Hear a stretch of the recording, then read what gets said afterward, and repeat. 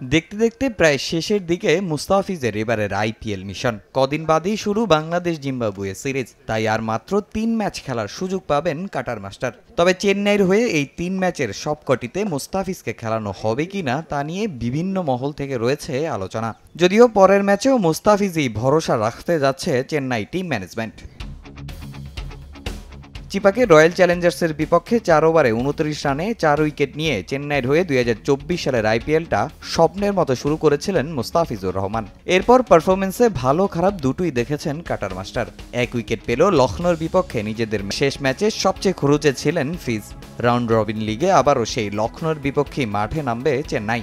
সেই ম্যাচেও খেলানো হবে মুস্তাফিজকে। এছাড়া পার্পেল ক্যাপ পুনরুদ্ধার করার সুযোগও আছে টাইগার পেসারের সামনে। লখনৌ সুপার জায়ান্টসের বিপক্ষে ম্যাচটা হবে চেন্নাইয়ের চিদাম্বরম স্টেডিয়ামে। সেই মাঠের কথা চিন্তা করেই মুস্তাফিজকে দলে নিয়েছে চেন্নাই। দলের প্রত্যাশা অনুযায়ী পারফরমেন্সও করেছেন ফিজ। এখন পর্যন্ত পাওয়া ১১ উইকেটের মধ্যে মুস্তাফিজ ৮টি শিকার করেছেন এই মাঠে। প্রথম দিকে এবারের আসরের পার্পেল ক্যাপটা মুস্তাফিজের দখলে থাকলেও এখন সেটা মুম্বাইয়ের জসপ্রীত বুমরার কাছে।